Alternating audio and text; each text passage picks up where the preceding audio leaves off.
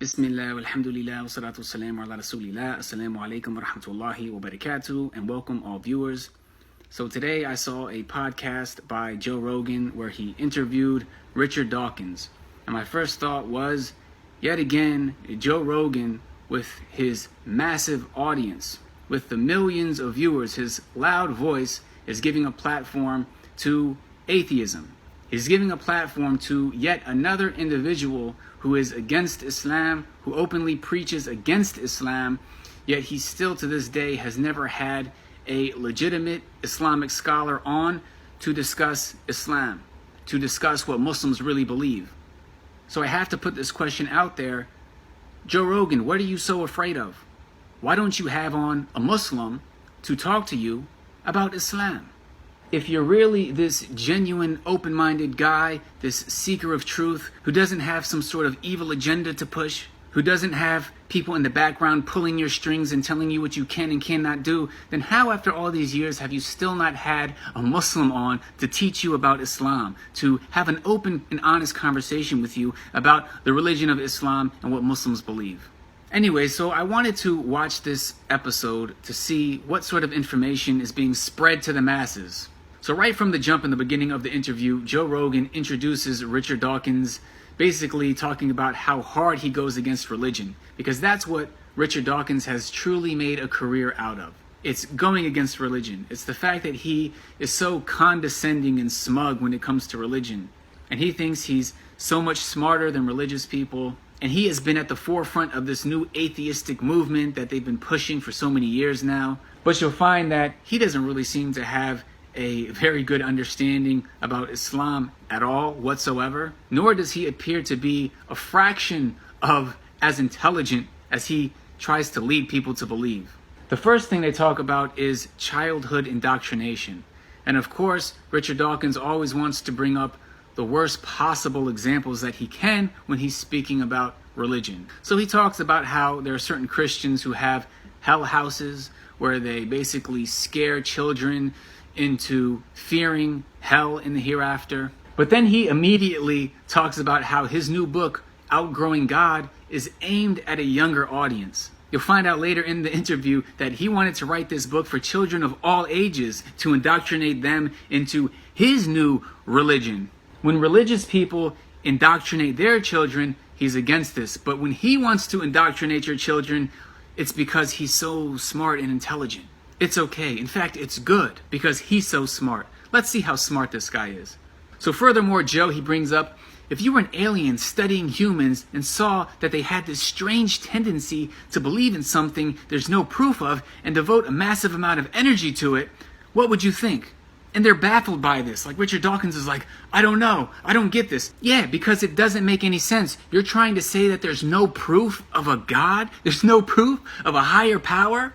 It's a nonsensical argument. There is nothing but proof of a creator all around us. Joe goes on to say, do you think it's due to us being finite life forms aware of our own demise, so it has to form some hope and meaning? If there's no God, there's no Allah, no afterlife, if we're just these accidental, random, biological animals, where does meaning and hope come from? Why has every civilization pondered these things? Because it's part of our fitrah. The one that created us, he put something inside of us called the fitrah, meaning we have a natural inclination to believe in him, to know that he created us. And just like an atheist would try to argue that we have some sort of sense of morality that is inside of us somehow, the same is true for the fitrah, the fact that throughout time, every civilization has always believed in a higher power. We know that God, that Allah created us. It's part of the way the Creator made us, so that we can reflect, we can see his signs all around us. We can build a relationship with him. Well, Richard Dawkins tries to argue that people have a hope of an afterlife because it appeals to them. It's comforting to them, so they believe in made-up stories. But then right after that, he refutes himself on multiple levels. Number one, he points out that people believe in hell. There's nothing comforting about that. If somebody was just going to choose to believe something, shouldn't they believe that there's no hell? And number two, he immediately points out that an afterlife doesn't appeal to him. To him, the idea of living in heaven for eternity would be unbelievably boring. So one, it shows that he's believing in something that appeals to him to comfort him. And two, it shows that he has a fundamental misunderstanding about what heaven even is. Nobody in heaven, nobody in Jannah, in paradise, in the hereafter is going to be bored. It's eternal, unimaginable bliss. How do you dedicate so much of your life to trying to refute religion and you don't even understand what paradise is in the hereafter? Many people don't want there to be a God. They don't want there to be an afterlife. They don't want to have to submit to their Lord and be held accountable for what they're doing in this life. They want to just live their life however they live. They want to just die and become dirt.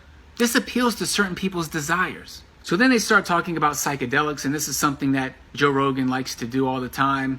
Talks about drugs and mushrooms and smoking pot because he's had certain experiences doing drugs, but that doesn't really get anywhere. But perhaps it did contribute to Joe Rogan being a bit more open-minded about him not trying to make these staunch claims like Richard Dawkins, because I think Joe Rogan, he probably has had certain experiences that makes him realize that there is an unseen world, that we do have very limited knowledge. We're not quite as smart as people like Richard Dawkins likes to think, but it doesn't really provide any answers. So speaking of the fitra, Joe Rogan, he tells a story about how he remembers when he first learned that there were different religions. He said that it shook him. And you can tell it's because he had that fitra. He had that natural inclination knowing that Allah, that God is his Lord, is his creator. And then he was exposed to the idea as he got older that there are different religions, there are different ideologies. And it shook him because children need to have parents who can maintain that fitra. Otherwise, they will be shaken and they can spoil their fitra, their natural inclination. And Dawkins says that we should tell children about all these different religions, and particularly atheism, because he wants to indoctrinate them into his false worldview.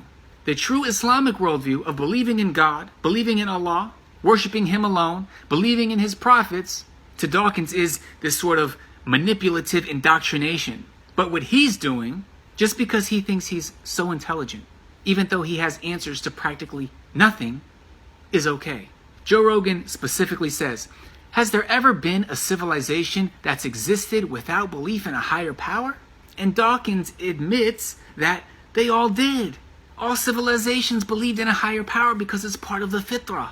Yes, some of them go astray. Some of them worship false gods. And that is the situation of the human being. We have this opportunity to worship Allah alone, to die upon the truth, the true religion, the straight path, and go to paradise. And we also have the decision to follow all of these other false ideologies like Richard Dawkins and his atheism, or idol worshippers, people who worship statues, people who make up false gods. And this is what Islam teaches that they can't seem to really discuss because they don't seem to know enough about it. Joe Rogan doesn't seem willing to have an actual educated Muslim on his program to discuss these things. So then they go on to talk about the future, about how people are leaving religion. And the fact is, yes, people are leaving religion. Particularly, people are leaving Christianity. People are realizing that Christianity has falsehood in it. That the Bible, it really hasn't been preserved. There's been a lot of corruption and manipulation regarding that religion. But thanks to people like Richard Dawkins and Joe Rogan, they haven't really been exposed to the true teachings of Islam. So a lot of people are just left confused, or they are being led by the society, by secularism, to atheism or agnosticism. Which is interesting because there are all these claims throughout the podcast about tribalism and people being indoctrinated, but that's exactly what the modern world is doing with the movies and the music and all of the values that are being pushed on people to go in a certain direction, go towards these atheistic ideologies and philosophies. So Joe Rogan finally brings up morality. And Richard Dawkins, he's really not able to talk about where morality truly comes from, what's truly right or wrong. But he finally decides to bring up Islam. Finally, after all this time, he brings up the Quran. And he does it trying to scare you away from the Quran, trying to scare you away from Islam. He somehow mentions human sacrifices. He talks about women being beheaded for being seen with a man who wasn't their husband. What? So he says all this and then goes on, and yet there are people who say you can't be moral unless you believe in a higher power. So morality is brought up, he finally mentions Islam. He mentions these ridiculous quotes. I don't know where he gets them from. He just wants you to believe that he's so smart that he'll just say something and you'll just believe it. How does that prove anything? Just by trying to make Islam look bad, by lying about it, and by not mentioning it throughout the entire podcast until now, how does that prove that you can be moral? How does anything you're saying prove that that isn't moral? You just think that you can say something with such conviction that it's right. So Joe Rogan asks him, if you remove God from the equation, where do you get your morals from? And Dawkins admits, that's a profoundly difficult question. We clearly don't get them from religion, yet we get them from somewhere. What kind of answer is that? You guys, does he really have you convinced that he's smart, that he has the answers? How do we not clearly get them from religion? Just because you say it so smugly? It makes it true? This is what he says about where we get our morals from. He says, it's a collection of conversations between people, dinner party conversations, parliamentary decisions, congressional debates, judicial decisions by judges and juries, newspaper articles, journalism. All these things together conspire together to produce something in the air that defines a given century or decade of the moral values of that decade. Do you know what that sounds like? Tribalism. It sounds like a tribe or a nation or civilization coming together at dinner parties and having conversations and influencing each other for people to just believe things without proof. Something in the air. These are the exact same things he criticizes religious people for, yet he falls into it himself. So then he finally brings up Muslims for a second time. What does he say? He says that in places like Pakistan and Afghanistan, that being an atheist was inconceivable. But the fact is, being an atheist throughout history has been inconceivable.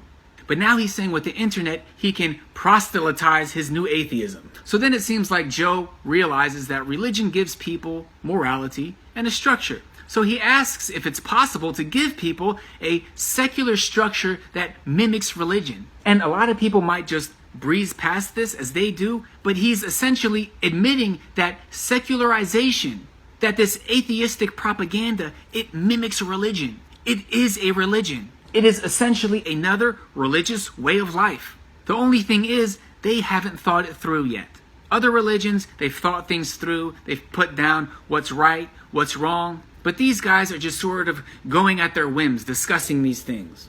So they don't have names for all of their different ideologies and their different sects of what they follow and what they truly believe. But if they did have that knowledge, they did document it and label it. It's just like a religion.